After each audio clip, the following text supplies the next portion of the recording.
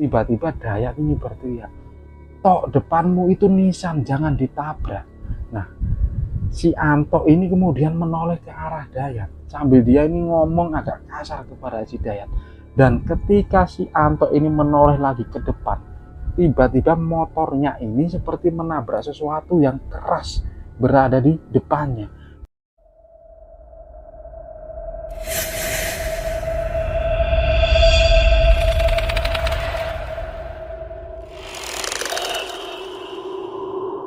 Assalamualaikum warahmatullahi wabarakatuh. Selamat datang kembali di channel Jalan Hidup AR5 bersama saya Ari. Sebenarnya mungkin setiap orang itu pasti mengalami kejadian mistis, bersinggungan dengan hal-hal gaib, atau bahkan bertemu dengan sosok seperti hantu atau setan, bahkan jin. Tapi tidak semua orang mereka ini peka atau menyadari kejadian tersebut. Aku baru saja mendapatkan sebuah cerita dari komunitas pecinta misteri.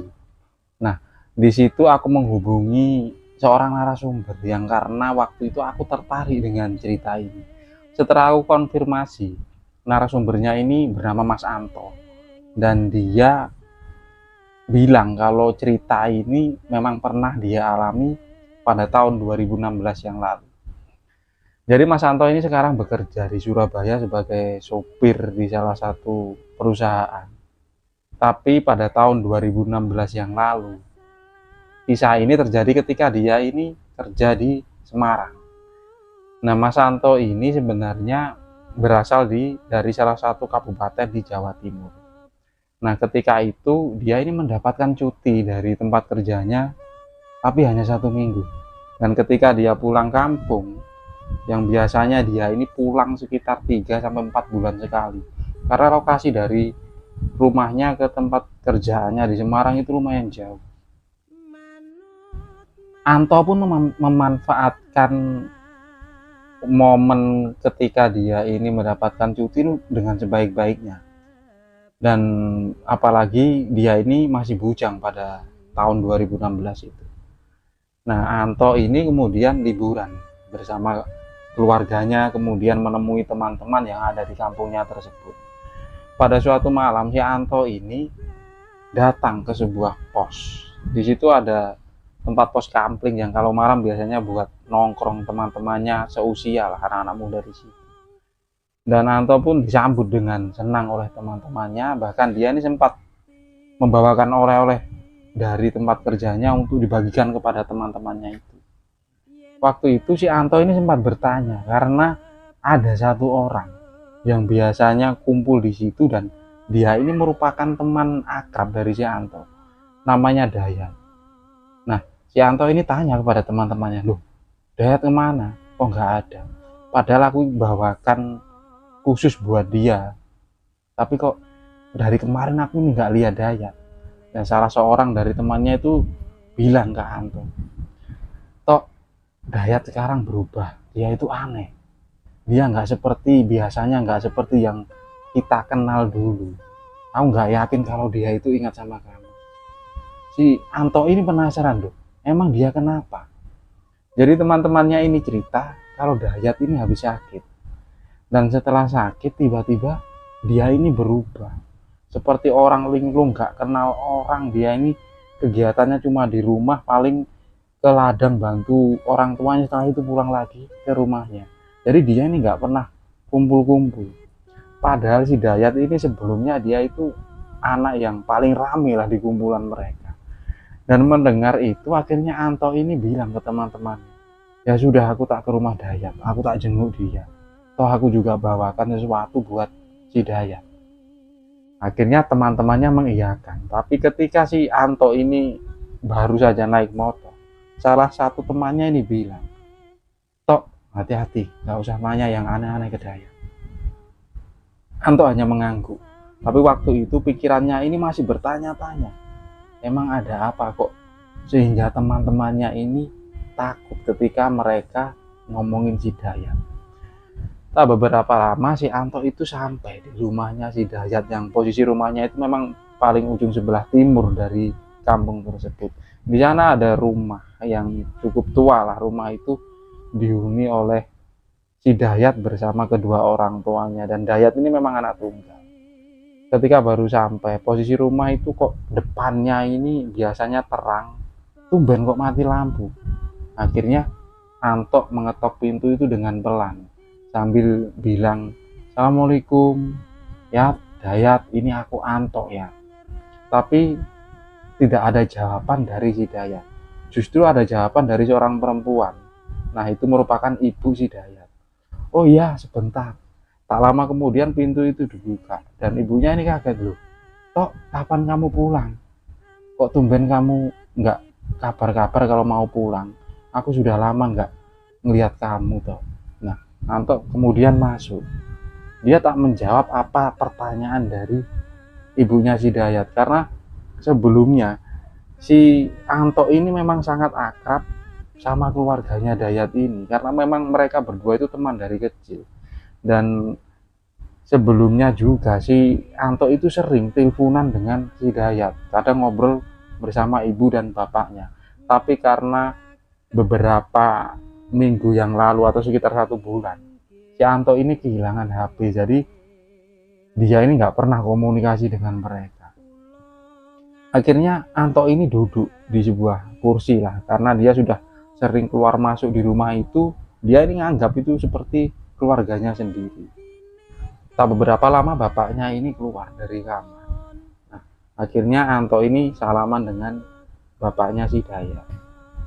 Anto kemudian memberanikan diri tanya, "Dayat mana, Pak?" "Oh, Dayat tidur. Dia ini baru saja sakit. Dan setelah sakit, dia ini agak berubah, Pak. Tapi siapa tahu nanti kalau ketemu kamu, dia ini ingat." Nah, Anto ini semakin penasaran sakitnya apa. Kemudian ketika bapaknya mau membangunkan si Anto, si Dayat, si Anto ini bilang, "Nggak usah, Pak, biarkan si Dayat istirahat. Besok saja saya tak kesini." Akhirnya si Anto ini memberikan sesuatu, "Pak, ini titip buat si Dayat. Saya bawakan dari Semarang kemarin." Anto pun pamit kepada kedua orang tua ini. Dan ketika dia keluar dari rumah tersebut, ibunya si Dayat ini mengikuti dari belakang. Kemudian memegang tangan si Anto. "Tok, sini, ibu mau cerita." Dan waktu itu akhirnya mereka ngobrol di sebuah kursi kayu panjang tepat di depan rumah. "Cerita apa, Bu?" "Ini soal Dayat. Kamu sudah dengar apa dari anak-anak?" Nah, si Anto ini cuma bilang tadi teman-temannya itu cerita kalau si Dayat ini baru saja sakit, makanya saya nengok ke sini. Di situ akhirnya ibunya ini cerita. Jadi sekitar 2 atau 3 minggu yang lalu, si Dayat ini pamit mau ke ladang ke sebelah atas sana. Tapi ketika dia pulang dan waktu itu sore hari, kok dari rumah badannya itu panas. Dan ketika panas aku ini tanya, "Ayo tak obatin Le." Tapi waktu itu Dayat itu cuma diem. Nah, ketika aku ke dapur, tiba-tiba aku dengar Dayat ini teriak-teriak. Nah, bapaknya ini yang baru saja pulang dari temannya, dia ini kaget ngelihat anaknya kok teriak-teriak di kamar, terus tanya. Dan waktu itu Dayat cuma cerita, dia ini sakit, badannya itu panas, sekujur tubuh ini panas. Dan akhirnya aku ini bermaksud bahwa dia ke puskesmas, tapi posisinya ini sudah mulai sore, jadi puskesmas pasti tutup. Akhirnya aku memutuskan untuk membawa Dayat ini ke tempat Mbah Ji. Jadi di kampung tersebut ada seorang lelaki tua sebut Mbah Ji. Beliau ini biasa ngobatin orang. Dan ketika dibawa ke rumah Mbah Ji, si Dayat ini badannya itu masih panas dan dia ini ngoceh gak karuan. Dan waktu itu Mbah Ji cuma bilang, "Si Dayat ini kesurupan. Kenapa nggak kamu bawa ke sini dari tadi?" Kemudian sama Mbah Ji ini dia ini diobati. Dan setelah diobatin, Dayat ini seperti sadar. Dia ini balik lagi seperti Dayat biasanya. Dan waktu itu Mbah Ji cuma pesen, "Ini aku bawakan 3 lembar daun sirih. Nanti malam kalau si Dayat ini kambuh, kamu kasih air minum, terus kasih 3 daun sirih ini kemudian diminumkan ke Dayat." Dan memang setelah Dayat ini dibawa pulang, dia ini langsung tidur. Tapi pas tengah malam tiba-tiba Dayat ini teriak-teriak lagi. Jadi waktu itu aku kasih minum sama 3 daun ciri tersebut. Dan setelah aku kasih minum, dia ini langsung tidur. Dan keesokan harinya aku ini sempat masih khawatir, tapi dia ini bangun seperti biasanya. Tapi sejak itu si Dayat ini jadi anaknya pendiam. Jarang ngomong, kadang itu dia diem, dan sering si Dayat itu duduk di belakang rumah. Dan sepertinya dia itu ngelamun. Ketika aku tanya atau bapaknya nanya, dia itu cuma geleng-gelengkan kepala, kadang terus senyum. Tapi dia ini masih aktivitas seperti ke ladang, terus di rumah itu dia seperti biasanya. Aku sempat takut kok, tapi aku nggak tahu harus ngobatin Dayat ini kemana. Soalnya aku lihat dia ini juga nggak sakit, tapi dia ini nggak pernah keluar ketemu teman-temannya atau main sama teman-temannya, itu nggak pernah. Nah akhirnya Antok pun ini bilang, ya sudah Bu, biarkan saja, besok saya coba kesini ngajak si Dayat itu jalan. Pada akhirnya keesokan harinya, di sore hari, si Anto ini kembali lagi. Dan waktu dia berkunjung ke rumah si Dayat ini, dia melihat kalau temannya itu berada di ruang tamu. Dia sedang duduk sendirian sambil dengarkan radio. Nah, Anto pun datang, seperti teman yang sudah lama nggak melihat temannya lah. Jadi ada perasaan sedikit kangen waktu itu. Lihat Dayat. Nah, waktu itu Dayat itu tiba-tiba noleh. Loh, Tok, kapan kamu datang? Nah, waktu itu si Anto ini seneng. Jadi Dayat itu masih ingat dengan dia, nggak seperti cerita teman-temannya. Terjadilah lah obrolan di situ. Dan waktu itu tiba-tiba Dayat ini cerita tentang kisah masa kecil. Seperti ketika dia ini main sama Anto, mandi di sungai, terus main layang-layang atau main apapun ketika kecil. Bahkan waktu itu si Anto ini lupa dan berusaha mengingat-ingat kisah mereka berdua di masa kecil yang lalu. Tak beberapa lama ibunya ini datang membawakan kopi untuk si Dayat dan si Anto. Dan ibunya ini sempat senyum kepada si Anto. Nah Anto pun tanya sama Dayat, Dayat, kemarin aku belikan kamu baju, itu oleh-oleh dari Semarang. Oh iya, aku sudah lihat. Makasih lu Tok, kamu ini temanku yang paling baik, beda sama anak-anak yang lain. Lu kamu ada masalah apa sama anak-anak? Nggak tahu, soalnya mereka itu melihat aku itu seperti benci, jadi aku nggak pernah ngumpul sama mereka. Nah akhirnya si Anto bilang ke si Dayat, udah nggak usah dianggap, anak-anak juga memang kelakuannya kayak gitu. Ayo Tok, lihat wayang, di desa sebelah ada pertunjukan wayang, nanti sambil kita beli bakso lah. Males aku Tok keluar rumah, ayolah temanin aku, soalnya aku lusa ini harus balik lagi ke Semarang. Nah akhirnya si Dayat ini kemudian mau. Nah ketika berdiri si Anto ini bilang, kamu pakai baju yang aku belikan kemarin ya, bagus kok itu. Nah si Dayat ini tersenyum, kemudian dia masuk ke kamar. Kemudian tak beberapa lama si Dayat ini keluar sambil memakai baju yang dibelikan si Anto. Anto pun pamit kepada bapak dan ibunya. Bu, saya tak ajak Dayat keluar sebentar, ada wayang di desa sebelah, nanti sambil cari hiburan. Iya, yang penting pulang jangan malam-malam. Kemudian bapaknya ini sempat berbisik kepada si Anto, nanti kalau jalan kamu aja yang nyetir, soalnya takut kalau si Dayat ini nyetir, dia ngelihat yang aneh-aneh malah nanti takutnya jatuh. Iya Pak, nanti saya yang nyetir. Mereka kemudian berangkat. Nah, tak beberapa lama Dayat dan si Anto ini sampai di pertunjukan wayang tersebut. Di situ penonton tak terlalu ramai seperti acara hiburan kuda lumping atau orkes dangdut yang biasanya penontonnya itu membludak. Di sana kebanyakan penonton itu orang-orang tua atau kakek-kakek yang menikmati pagelaran wayang itu. Di situ si Anto ini ngajak lah Dayat ini makan. Kemudian dia ini balik lagi sambil nonton, menikmati acara wayang. Karena mereka berdua ini dari dulu berbeda dengan teman-teman yang lain. Jadi ketika ada acara pementasan wayang, mereka itu selalu hadir karena senang melihat sinden, terus melihat pertunjukan wayang, walaupun sebenarnya mereka ini nggak ngerti alur cerita pertunjukan wayang tersebut. Tapi menurut mereka Mereka ini senang dengan seni budaya, kemudian dengan damainya menikmati sebuah pertunjukan. Ketika jam 1, acara wayang ini sudah melewati cerita klimak menuju ke penutupan. Si Anto ini bilang ke Dayat yang sedari tadi dia ini cuma diam sambil menonton ke arah panggung, sambil kadang tersenyum, sambil kadang dia ini ngomong sendiri. Anto berusaha memahami kondisi dari sahabatnya ini. Anto pun bilang, ayo ya kita pulang. Soalnya pesannya bapakmu tadi nggak usah pulang malam-malam. Ya sudah, ayo pulang. Kemudian mereka pulang dengan menggunakan satu sepeda motor berboncengan.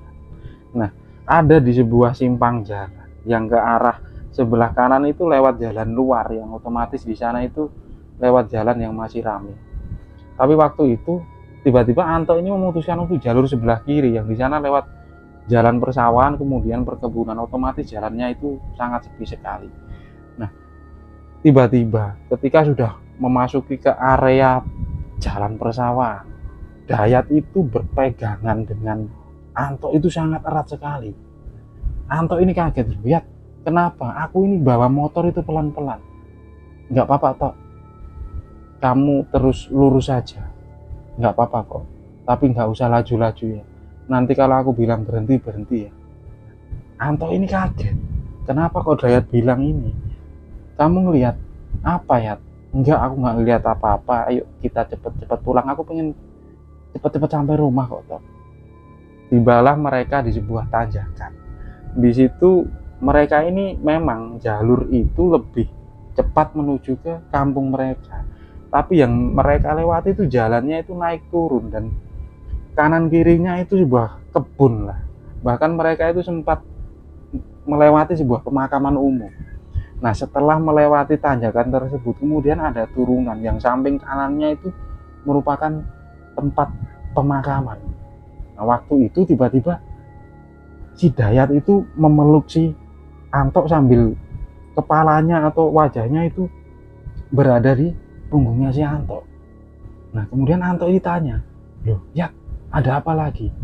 Tok, kamu lihat nggak yang ada di gerbang depan makam tadi? Nggak ada apa-apa ya, kamu nggak usah ngomong aneh-aneh. Itu tadi ada perempuan itu berdiri di situ. Masa kamu ini nggak ngeliat Tok? Nggak ada, kamu nggak usah ngomong aneh-aneh, ini malam, kita ini cuma berdua. Si Anto ini mulai jengkel dengan si Dayat waktu itu. Dan setelah mereka berjalan beberapa ratus meter, ada sebuah jalanan yang berlubang, dan di situ merupakan jalanan batu yang tertata karena aspal tipis yang ada di jalan itu sudah mulai terkelupas. Tiba-tiba si Dayat ini berteriak, Tok belok kanan Tok, pelan-pelan. Terus belok kiri Tok, pelan-pelan. Dayat ini terus ngomong kayak gitu.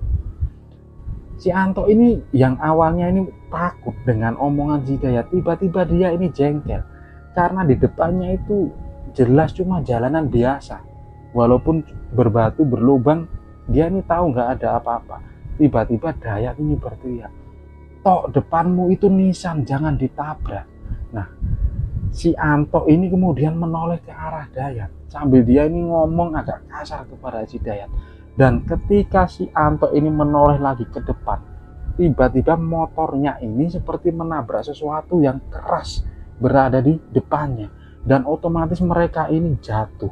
Bahkan waktu itu si Anto ini jatuh ke sebelah parit jalan itu, sedangkan si Dayat dia ini tubuhnya terkena motor, jadi posisinya si Dayat jatuh kemudian motornya menimpa dia. Nah, akhirnya Anto ini berusaha bangun lah karena dia berada di parit dan posisi badannya ini agak basah karena parit itu mengalir aliran air dari persawahan. Nah, Anto kemudian bilang ke Dayat, Yat kamu nggak apa-apa Yat, kamu nggak apa-apa. Dayat pun bilang enggak, kamu kok bodoh sih Tok, kenapa ada nisan sebesar itu kamu tabrak. Anto ini kemudian menoleh ke kanan ke kiri, di situ nggak ada nisan. Dan dia itu yakin ketika posisi berkendara waktu itu di depannya cuma jalan, nggak ada nisan seperti yang diceritakan si Dayat. Tapi si Anto ini yakin kalau dia tadi menabrak sesuatu sehingga dia ini terjatuh. karena posisi motor mereka berada di tengah jalan. Akhirnya si Anto berusaha sabar lah waktu itu. Dia memberdirikan motornya. Setelah itu kemudian dia membantu Dayat, karena Dayat itu ada luka di sebelah kaki kanannya tertimpa motor yang waktu itu posisinya knalpot yang cukup panas. Nah setelah itu si Anto ini bilang, ya ayo cepet kita sampai pulang, nanti di rumah kamu diobati. Nah waktu itu akhirnya Dayat ini bilang, sudah tok, aku aja yang bawa motor daripada jatuh lagi. Di situ Anto ini sebenarnya takut kalau si Dayat ini aneh-aneh, tapi dia juga sudah nggak percaya dengan pandangannya waktu itu. Nah akhirnya si Dayat yang membawa motor tersebut, dan ketika di jalan si Dayat ini seperti menghindari sesuatu. Kadang dia berbelok ke kanan, kadang dia minggir. Nah Anto ini waktu itu sempat bertanya kepada si Dayat, ya kenapa kamu jalan kok belak-belok? Matamu ini nggak ngelihat atau itu tadi ada orang di situ, masa aku tabrak? Nanti kalau orangnya mati gimana? Kamu mau tanggung jawab? Padahal si Anto itu yakin nggak ada siapapun di depan mereka. Yang ada itu cuma jalanan yang sepi. Nah akhirnya si Anto menutup matanya sambil berpegangan ke Dayat. Dan waktu itu pikiran si Anto ini dia itu pasrah. Kalaupun jatuh ya jatuh berdua.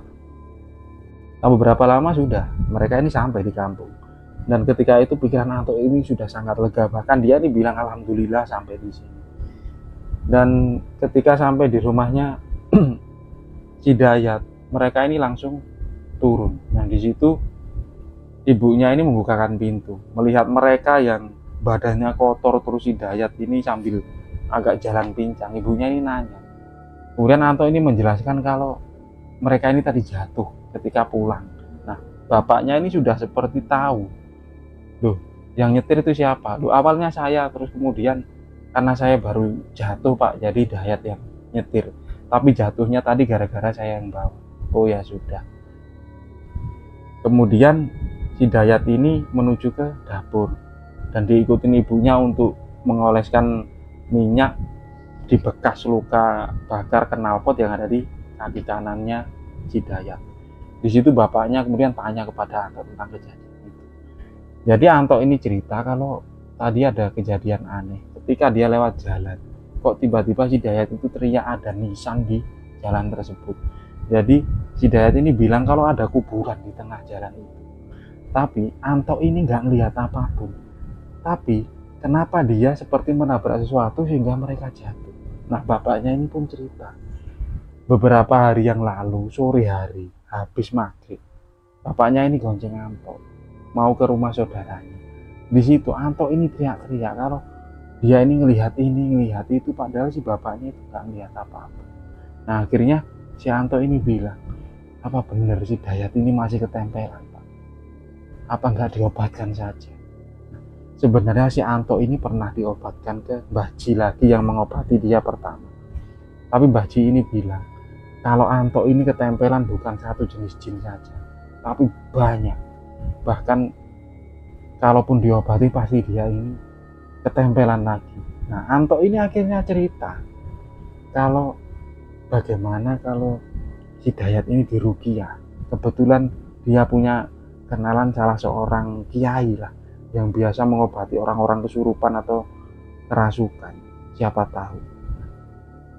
Bapaknya si Dayat ini sempat berpikir lama, kemudian beliau ini bilang, ya sudah, kalau kamu ada waktu besok, ayo aku minta tolong si Dayat ini ayo diobatkan. Keesokan harinya si Anto ini mengajak bapaknya untuk meyakinkan bapak dan Dayat. Kemudian Dayat pun maulah dengan sedikit rayuan supaya dia ini diobati, supaya wajahnya ini cerah lagi. Dan perjalanan menggunakan 2 sepeda motor menuju ke sebuah tempat yang dimaksud oleh si Anto. Jadi di situ memang ada tempat seorang kiai lah yang mempunyai pondok kampung di tempat itu. Dan setelah si sowan dan silaturahmi menyampaikan maksudnya, akhirnya si Dayat ini diobati. Di situ diruqyah. Dan setelah itu menurut Anto, si Dayat ini sempat diruqyah 3 kali dan akhirnya dia ini benar-benar sembuh. Walaupun sifat pendiamnya ini masih ada, tapi dia tidak pernah cerita kalau dia ini melihat sesuatu yang tidak dilihat oleh orang lain. Dan itu adalah sebuah kisah nyata yang diceritakan oleh Mas Anto kepadaku tentang sahabatnya si Dayat. Jadi menurut dia memang ada sebuah kejadian di mana makhluk halus itu bisa merasuk ke dalam tubuh manusia, mungkin dikarenakan pikiran kosong atau sedang depresi. Kesimpulan dari cerita ini, dimanapun kita berada, ketika pikiran kalut atau di sebuah tempat yang sekiranya beraura mistis, perbanyaklah untuk berdoa, bersolawat, atau mengucapkan zikir. Semuanya untuk melindungi diri kita dari hal-hal gaib yang mungkin sengaja atau tidak sengaja bersentuhan dengan kita. Semoga kita selalu diberikan perlindungan dimanapun kita berada. Terima kasih buat teman-teman yang sudah menyimak video ini sampai akhir. Sehat selalu buat semuanya. Jika ada penyampaian dengan tutur kata yang salah, saya minta maaf yang sebesar-besarnya. Terima kasih. Wassalamualaikum warahmatullahi wabarakatuh.